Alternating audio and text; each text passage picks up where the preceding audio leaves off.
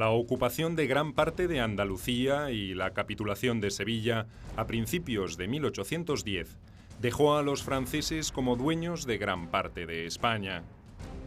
También provocó la disolución de la Junta Suprema, que durante 16 meses había intentado resistir la invasión napoleónica. Desprestigiada por la suerte adversa de la guerra y carente de autoridad, la Junta generó, a pesar de todo, su propia sucesión, la Regencia. Este órgano jurídico-administrativo, poco menos que un gobierno en el exilio, recibió un mandato explícito: la organización de las Cortes.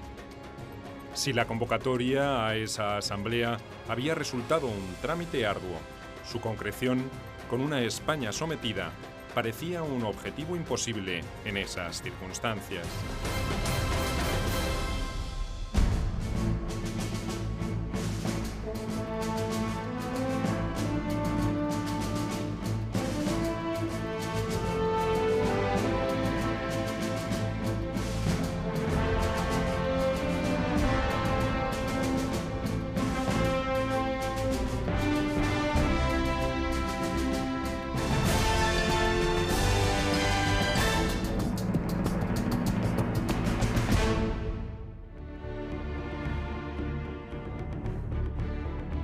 La nación ha demostrado ser soberana al negarse a obedecer las órdenes de Napoleón. Pido la palabra, señor presidente. Todos los aquí presentes juramos en su día lealtad a nuestro soberano Fernando VII. España desde los godos es una monarquía, electiva primero, hereditaria después, en la que el rey ungido, consagrado por la Iglesia, ha sabido ejercer la suprema autoridad sobre sus súbditos. Una serie de circunstancias van a suponer que las Cortes retrasen su apertura hasta septiembre de ese año de 1810. De manera que desde principios de ese año, desde enero de 1810 hasta septiembre, todo se lleva a cabo con la finalidad de facilitar la reunión de las Cortes en Cádiz, lo cual suponía una enorme dificultad, porque hay que entender que un país en guerra, un país ocupado por unas tropas extranjeras que lógicamente iban a tratar de evitar que se reuniesen las Cortes en cualquier ciudad. El cuadro de situación en esos primeros meses de 1810 podía presumirse como ampliamente favorable a la causa francesa. Salvo algunos puntos del Levante, de Extremadura, de Galicia, Asturias y Andalucía, las armas napoleónicas tenían el control de la situación. José I podía decir, por primera vez desde su designación, que reinaba sobre España, aunque esa afirmación fuese más figurada que real. La realidad era que las tropas imperiales controlaban las ciudades o regiones donde sus ejércitos tenían una presencia efectiva y permanente. Allí donde su influencia era insuficiente o nula, la rebelión bullía, encarnada por grupos de patriotas que no cesaron nunca de hostigar a los invasores. El espíritu indomable del pueblo español frente a circunstancias tan adversas fue quizá una de las pocas razones que le permitió a la regencia seguir alentando una resistencia desesperada. Uno de los motivos que favoreció esta postura fue la elección del lugar desde donde mantendría encendida la vigencia de las instituciones nacionales, aún en momentos tan desesperados. Presidida por el general Castaños, la regencia se instaló en la isla de León, frente a Cádiz, un bastión inexpugnable para los franceses. Ubicada en el extremo norte de una estrecha península y protegida por dos líneas de defensa costera, además de la ciudadela propiamente dicha, Cádiz solo podría ser vencida después de un prolongado asedio, tanto por tierra como por mar. Que Cádiz, en cualquier caso, era la plaza militar de España. Plaza militar que había demostrado su poder, su valía, su resistencia durante los bloqueos a los ingleses, magníficamente fortificada, la mejor plaza de Europa. Esta situación pudo solventarse, pudo arreglarse gracias a la existencia en su bahía de dos escuadras, la escuadra española de Álava y la escuadra inglesa de Purvis. Ambas escuadras suministraron la artillería suficiente para convertir a Cádiz y su entorno en una plaza inexpugnable. El mariscal Víctor, después de la capitulación de Sevilla, se dirigió con su ejército hacia Cádiz, pero no pudo impedir que el duque de Alburquerque, con sus tropas, llegara antes para reforzar la guarnición local. En el puerto, una flota española y otra inglesa protegían ese baluarte de una amenaza marítima que, de todas maneras, Francia no estaba en condiciones de implementar. Ese doble cerrojo impidió a los franceses batir la última sede del gobierno patrio y consumar la ocupación. El mariscal Víctor combinó a la plaza para que se rindiera, y al no lograrlo, probó sus defensas durante varios días en febrero de 1810. Finalmente, optó por establecer un sitio más simbólico que eficaz. Luego, informó a José Bonaparte que sin artillería pesada y una flotilla de lanchas cañoneras no tendría ninguna posibilidad de éxito. El de Cádiz sería uno de los sitios más prolongados e improductivos de la Guerra de la Independencia. Cádiz, por otra parte, era el puerto por el cual podía llegar toda la ayuda extranjera, que llegó en forma de soldados, llegaron soldados ingleses, y llegó sobre todo en forma de caudales de América, sobre todo en el momento en que de alguna forma pues se mandó el mensaje a los americanos de que eran considerados en paridad a los españoles, que tuvo sus efectos poco conocidos. La imposibilidad de destruir ese último bastión de resistencia española se transformó en una contingencia de gran trascendencia para el usurpador del trono español. La presencia de una institución rebelde, aunque fuera en un extremo del territorio, complicaba su estrategia de pacificación del reino. Su intención, una vez concluida la etapa militar de la conquista, era la de desplegar una serie de medidas políticas destinadas a mejorar su relación con sus nuevos súbditos. Para lograrlo, necesitaba ahogar cualquier manifestación de gobierno patriota. También le hacía falta dinero suficiente como para encarar la recuperación de una España quebrada por la guerra.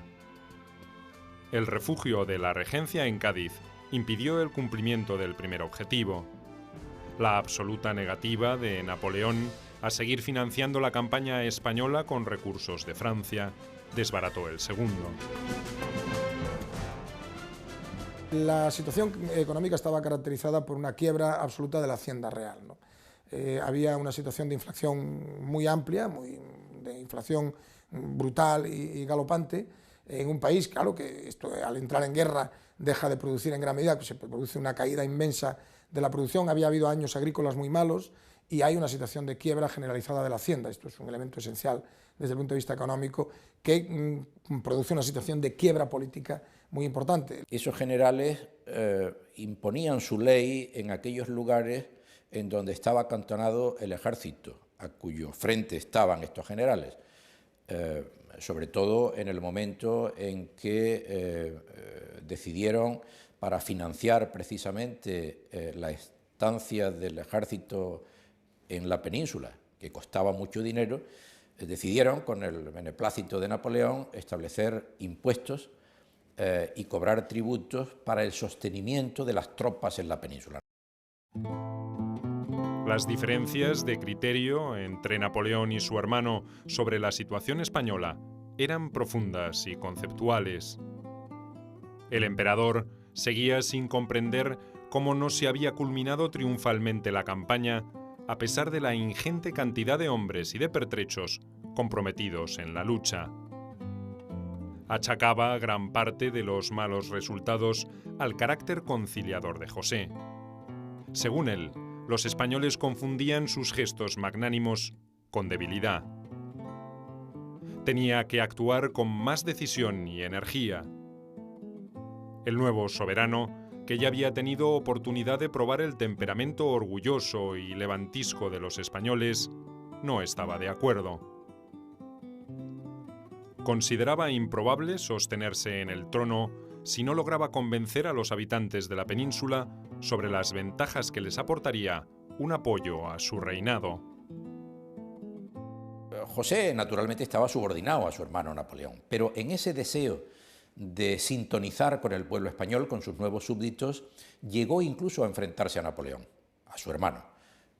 Hizo incluso un viaje a París para plantearle la necesidad de que los generales se adaptasen a los dictados de la monarquía que él encabezaba. Y por consiguiente, la relación con Napoleón hubo un momento en que se enturbió.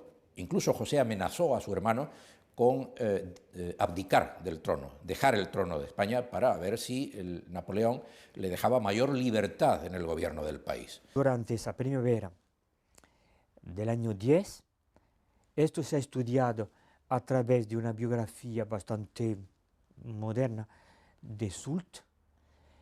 Esta presencia francesa en Andalucía, en Granada, en Sevilla, ya se acompañó de una auténtica puesta en marcha de un reformismo quizá prometedor de beneficios, no solo para los ocupantes, sino también para la población.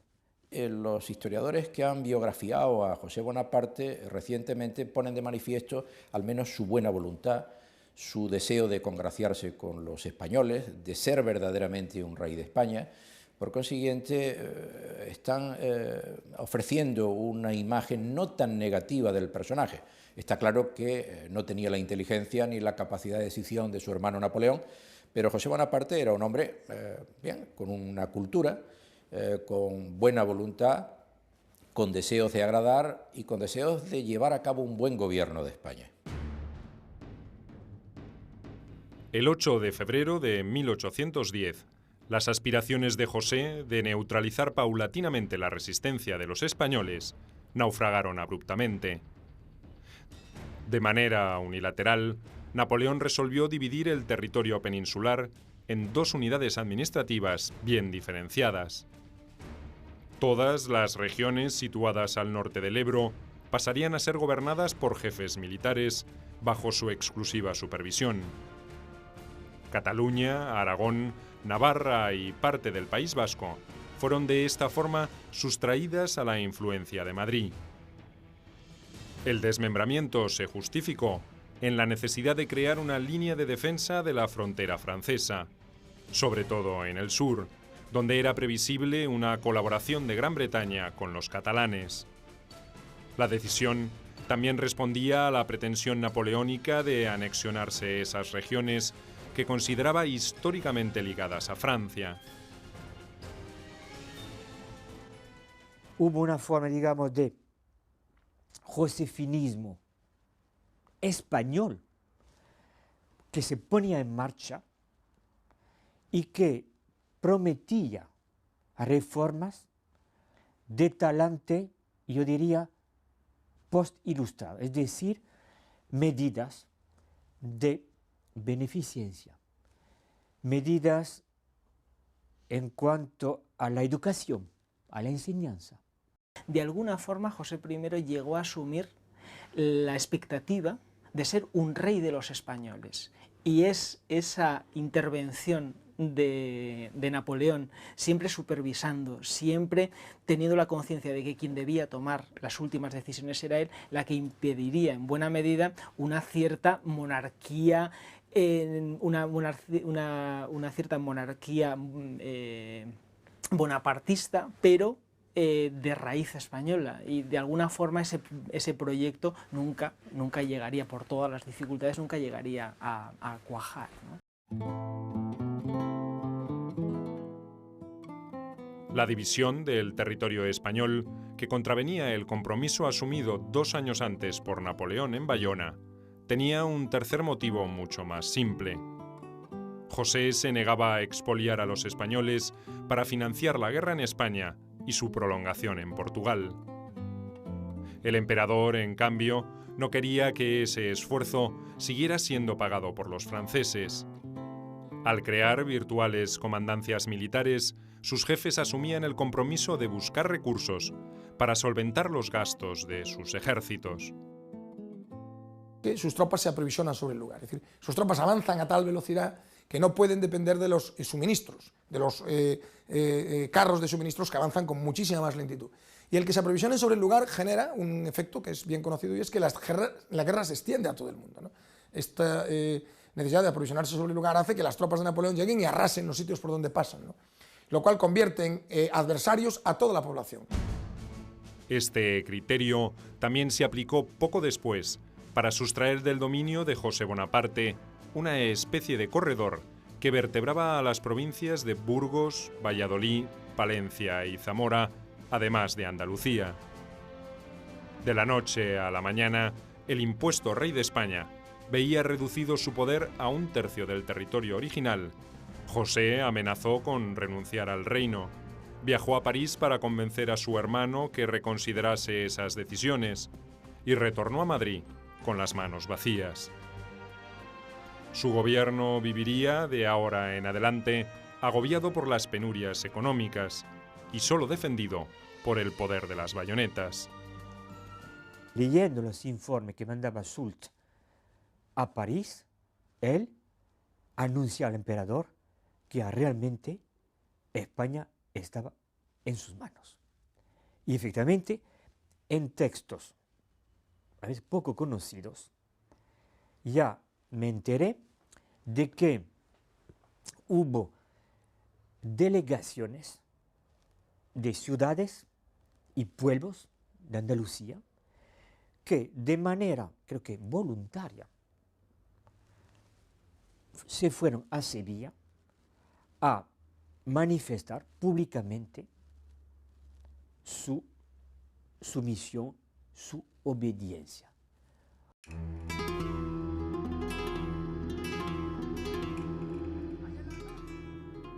La decisión del emperador de desmembrar España se correspondía también con la urgencia de poner en marcha el demorado plan para invadir nuevamente Portugal y expulsar de ese territorio a los ingleses. Para lograrlo, tendría que formar un nuevo ejército capaz de alcanzar ese objetivo. Aunque los grandes ejércitos patriotas casi habían desaparecido en 1810 o estaban confinados en regiones periféricas, el control territorial exigía enormes recursos a los franceses. El resultado era una importante concentración de fuerzas militares, especialmente en el centro de España, dedicadas a preservar su dominio, casi en forma excluyente. Napoleón se vio obligado entonces a enviar un nuevo contingente de 140.000 hombres para afrontar la nueva campaña. El ejército de Portugal fue puesto bajo el mando del veterano mariscal Massena, un experimentado militar que intentó resistir la designación alegando su mala salud. Fue una mala elección de Napoleón.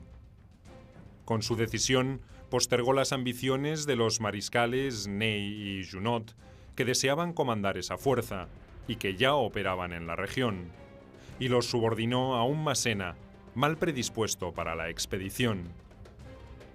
Además, no le confió al nuevo jefe el control sobre otras divisiones francesas que operaban en España y que podrían haber ayudado al propósito de atacar el territorio lusitano por varios frentes a la vez. Ocupado en sus nuevos quehaceres conyugales, el emperador no preparó con su acostumbrada eficiencia el plan de batalla y pagó caro semejante distracción.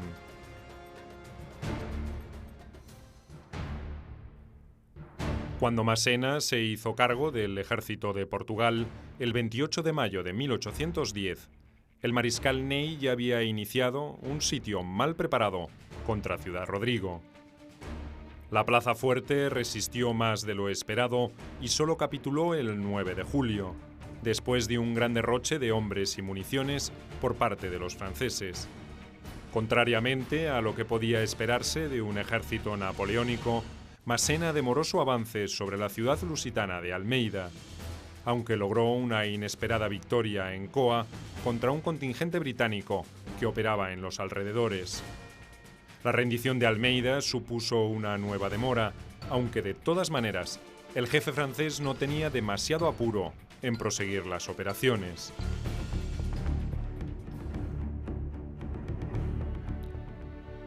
La lentitud del avance del ejército de Portugal y las excesivas prevenciones adoptadas por Massena favorecieron la estrategia del general Wellington, basada en evitar la batalla en campo abierto. El general inglés aplicó la táctica de tierra arrasada, dificultando al máximo las posibilidades de aprovisionamiento de los franceses, que reanudaron su avance hacia Lisboa el 15 de septiembre de 1810.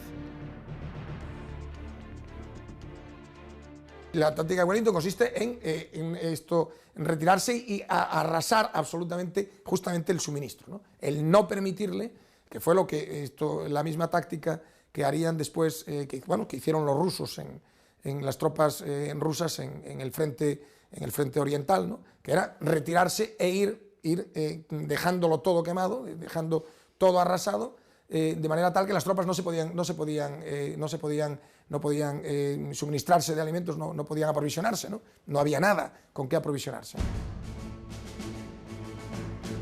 Por diferentes motivos, entre ellos el de cuidar su retaguardia, Massena solo comprometió alrededor de 60.000 hombres en una aventura que en Busaco tendría su primer traspié de envergadura. Wellington esperó al ejército napoleónico en una formidable posición defensiva, donde desplegó sus 52.000 combatientes. El comandante francés aparentemente subestimó tanto la ubicación como la calidad del ejército inglés, y el 27 de septiembre ordenó un ataque directo.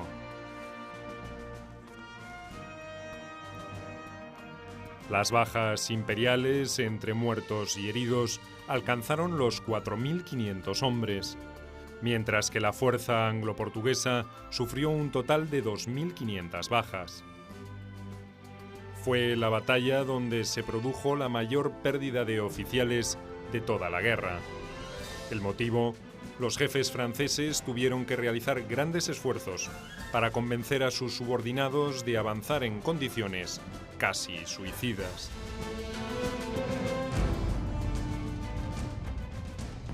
A la mañana del día siguiente, ambos ejércitos permanecieron en sus posiciones. Wellington, como había ocurrido en Talavera, resolvió no arriesgarse a forzar un nuevo enfrentamiento. Massena hizo otro tanto, y los dos ejércitos se replegaron y emprendieron viaje hacia el sur por caminos diferentes. El objetivo del mariscal francés era ocupar Lisboa. El del general británico, cerrarle definitivamente el paso en una línea defensiva, pacientemente preparada en Torres Vedras, en las cercanías de la capital portuguesa. La accidentada topografía de la península donde se asienta Lisboa favoreció el plan de Wellington de levantar fortificaciones para contener al ejército enemigo. Las demoras francesas en iniciar la campaña ayudaron a los defensores a perfeccionar y a aumentar la calidad y la cantidad de esos reductos fortificados, a cavar trincheras y a levantar obstáculos. Wellington no era un gran estratega, ni muchísimo menos se puede comparar a Napoleón en este sentido. Sin embargo, era un buen organizador.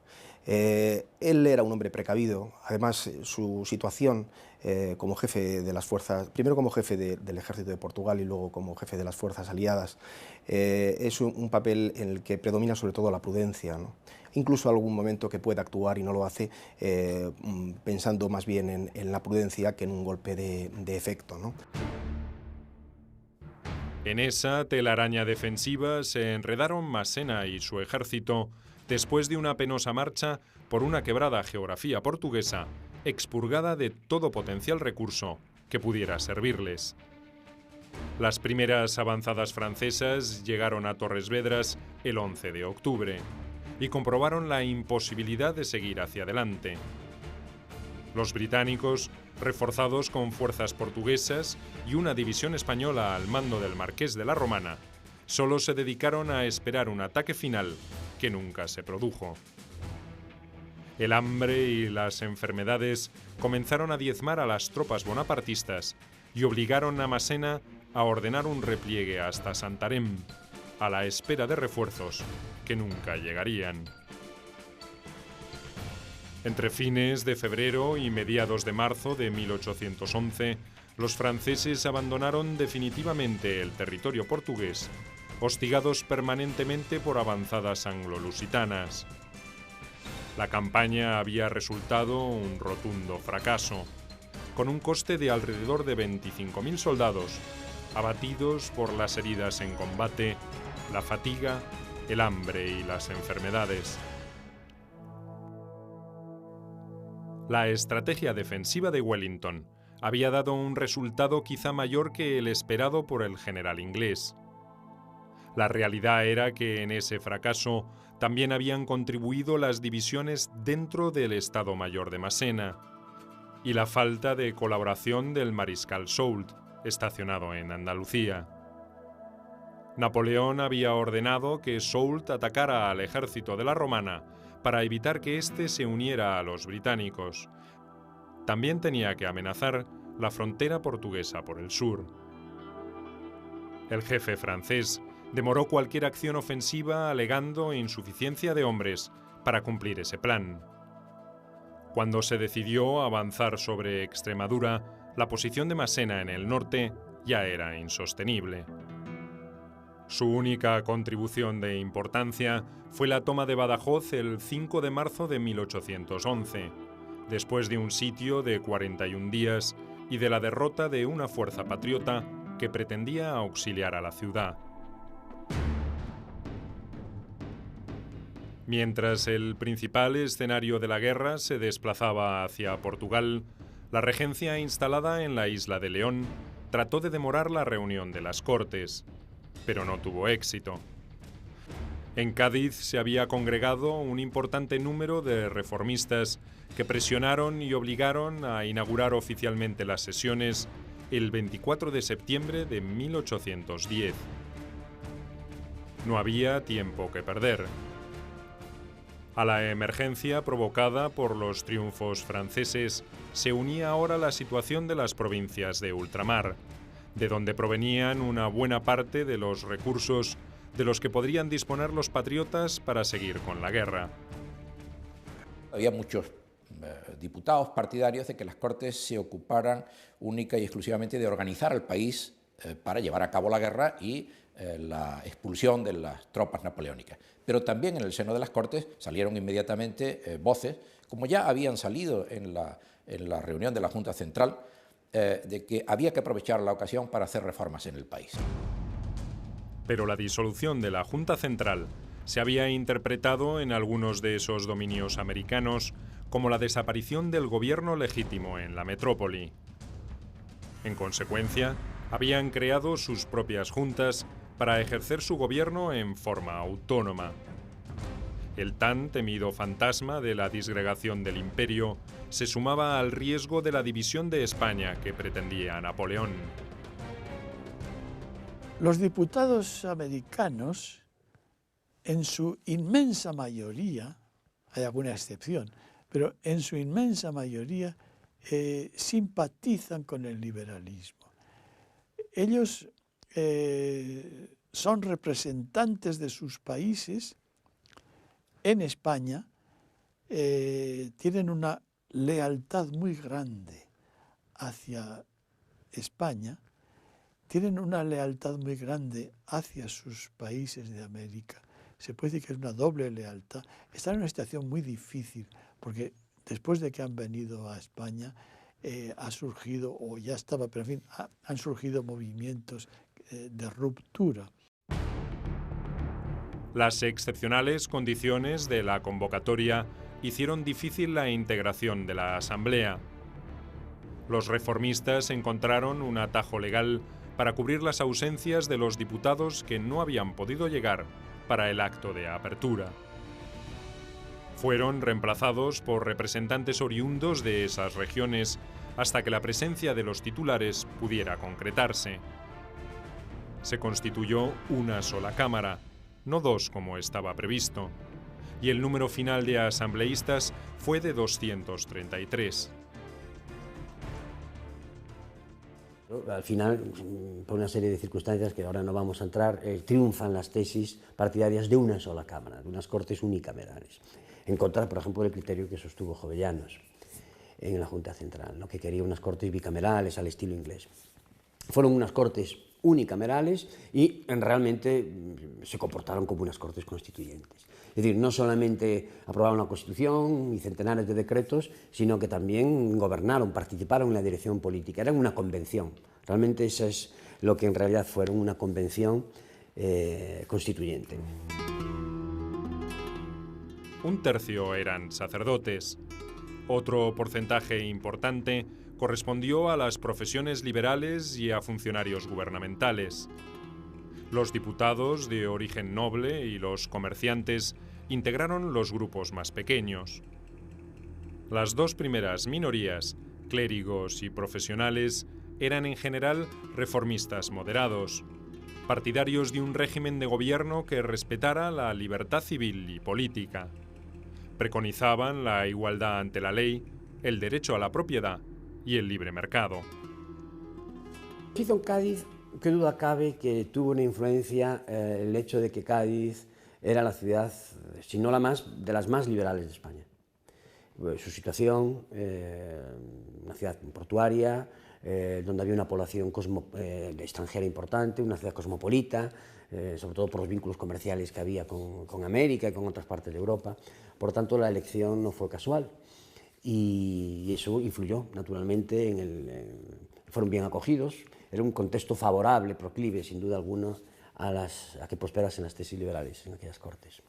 Clero, eclesiástico y magistrado, ya se ve cómo va a triunfar una forma de oratoria, una forma de elocuencia que participa, por un lado, de la elocuencia eclesiástica, la de los que hablan, los que pronuncian sermones desde el púlpito, y también elocuencia de estos abogados, jueces, que también habían aprendido a hablar ante un público. Las Cortes de Cádiz eran unas Cortes peculiares porque no había disciplina de partido en el sentido en que la conocemos hoy, de manera tal que el que unos diputados se inclinaran en un sentido o en otro dependía en gran medida, algunos, no todos, pero dependía en gran medida de la capacidad de convicción de los líderes. La primera medida adoptada por las Cortes fue el reconocimiento de Fernando VII como único y legítimo rey de España. Pero de inmediato, gracias a una iniciativa del clérigo Diego Muñoz Torrado, se remarcó que en esa asamblea residía la soberanía nacional. De esa forma, la regencia quedó subordinada a su poder y restringida solo a las funciones ejecutivas. Sus miembros debieron jurar obediencia al nuevo poder soberano, una decisión que fue acatada por todos menos por el obispo de Orense. Las Cortes también resolvieron equiparar los derechos de los habitantes de las colonias a los de la metrópoli. Fue un intento de frenar los vientos independentistas que soplaban en ultramar, pero esa medida no tendría efectos prácticos. Es evidente que la Constitución de Cádiz y en general otros muchos decretos, el primero de todos, clave, el 24 de septiembre de 1810, en el que se proclama la soberanía nacional y la división de poderes, que son las dos grandes ideas que van a cristalizar en el texto constitucional, pues fueron impulsadas, como en conjunto todo el proyecto, por los diputados liberales de la península, diputados liberales metropolitanos, lo que he dicho antes, ¿no? Lo cual no significa que también hay algunos aspectos de la Constitución que tienen una impronta claramente realista. Las Cortes se reunieron en la isla de León hasta el 20 de febrero de 1811. A partir de entonces, fijaron su residencia definitiva en la iglesia de San Felipe Neri, en Cádiz. La institución se dividió desde el principio en dos bandos, reformistas o liberales y absolutistas o serviles. Aunque con matices, esas visiones ideológicas se mantendrían durante todo el tiempo que deliberó la Asamblea y tendrían puntos de enfrentamiento notable, como cuando se debatió el régimen de libertad de imprenta. También generó opiniones contrapuestas la decisión de incorporar a la nación los señoríos jurisdiccionales. En cambio, hubo unanimidad el 1 de enero de 1811, cuando se decretó nula cualquier acta, convenio o transacción que firmase el rey mientras permaneciese en cautiverio. Esta resolución trató de desalentar una maniobra que Napoleón finalmente decidió no llevar a cabo. El emperador había considerado la posibilidad de devolverle el trono a Fernando VII después de casarlo con una de sus sobrinas. Ese se convertiría en uno de los primeros gestos destinados a limitar el poder absoluto del rey. No sería el único. El 2 de marzo de 1811, las Cortes resolvieron designar una comisión destinada a elaborar un código constitucional que enmarcara en lo sucesivo la vida política de España. Diego Muñoz Torrero presidiría ese cuerpo integrado por otros 16 miembros de la Asamblea. Era la primera vez que oficialmente se intentaba sustituir el viejo orden borbónico, que había desaparecido por la invasión napoleónica, por otro más acorde a los nuevos tiempos que se avecinaban. Las consecuencias de esa actitud tendrían enormes repercusiones